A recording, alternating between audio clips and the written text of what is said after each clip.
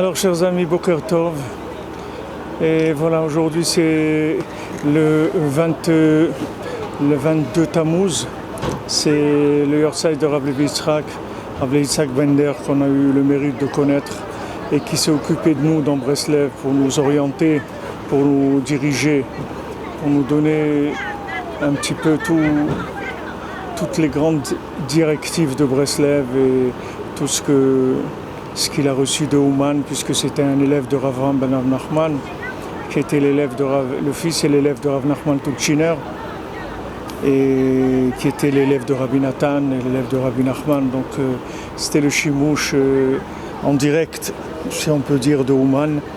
Donc on a eu le mérite, il y a une quarantaine d'années, de le connaître. On n'a pu le connaître que 10 ans, c'est-à-dire pour ma part 10 ans. Et voilà, et avant qu'il parte aussi, on lui a demandé beaucoup de choses, comment faire après, etc. Alors on a parlé cette semaine dans le shiur de jeudi soir. On a dit que c'est écrit dans les Sfarim que on va descendre, c'est-à-dire l'humanité, elle va descendre de façon extraordinaire, que c'est écrit Vatered Plaim En Menachem la, c'est-à-dire elle va descendre. L'humanité, elle va descendre de façon extraordinaire et il n'y aura aucune miséricorde sur ça. Elle va tomber, il n'y a rien qui va aider. Et d'un autre côté, on voit que Rabbeinu, il a dit je suis un Ish Pelé, je suis un homme extraordinaire, un homme qui est complètement imprévisible. Alors, bien sûr que lui, il est venu pour être le médicament à cette descente vertigineuse.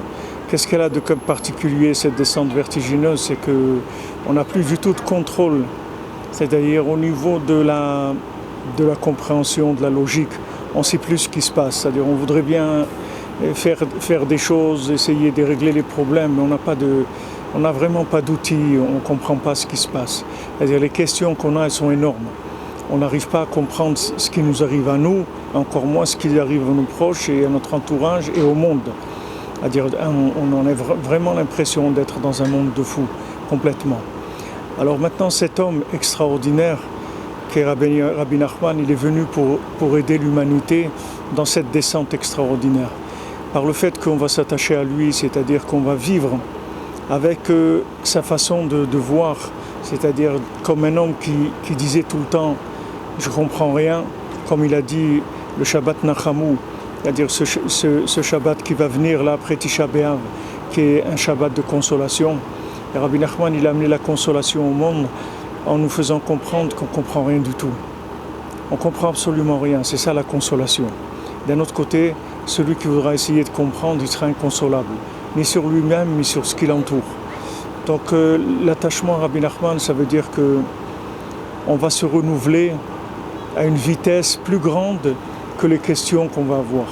Parce que les questions sont des blocages. Quand quelqu'un a une question, il est arrêté.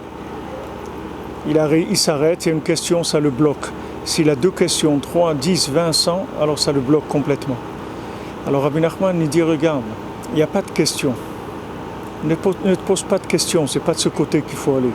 Il faut renouveler la vitalité de l'attachement à Hachem en parlant avec lui. Parlant avec Hachem le plus souvent possible dans notre journée, de manière à ce qu'on ait une vitalité renouvelée et que cette vitalité-là, renouvelée, elle dépasse de loin toutes les questions qu'on peut avoir. Parce qu'on ressentir une telle vitalité dans notre cœur qu'on n'aura pas du tout le temps et la frustration pour aller vers des questions, c'est-à-dire essayer de répondre, d'avoir des questions et d'avoir des réponses. Celui qui a trouvé la joie, qui a trouvé le bonheur, qui a trouvé la vie, il n'a pas de questions, il n'a pas besoin de questions. Il vit, il est heureux, Baruch Hashem. Alors c'est ce qu'il faut développer l'attachement au tzaddik. Il faut aimer le tzaddik, il faut s'attacher à lui, il faut l'aimer. Et tout ce qu'on fait, le faire par son mérite. Comme Moshe Rabbeinu, que Moshe Rabbeinu, tout ce qu'on avait, c'est de Moshe Rabbeinu. La Torah, elle est à Moshe Rabbeinu.